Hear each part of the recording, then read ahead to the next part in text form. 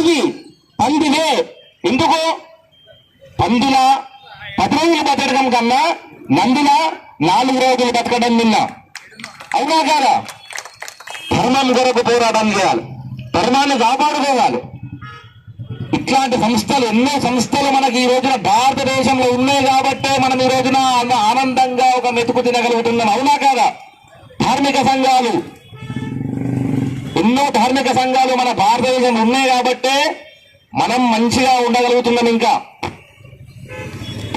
ఇతర దేశంలో జరిగేటటువంటి అరాచకాలు ఎంతో మంది పెద్ద ఉన్నత వ్యాపారస్తులకు, ఉద్యోగులకు తెలుసు. అదేవిధంగా స్వాములు కూడా, పీఠాధిపతులు, మఠాధిపతులు, గురువులు, అర్చకులు, ధార్మిక సంఘాల అధ్యక్షులు, కుల సంఘాల అధ్యక్షులు అందరూ కూడా స్పందించాలి.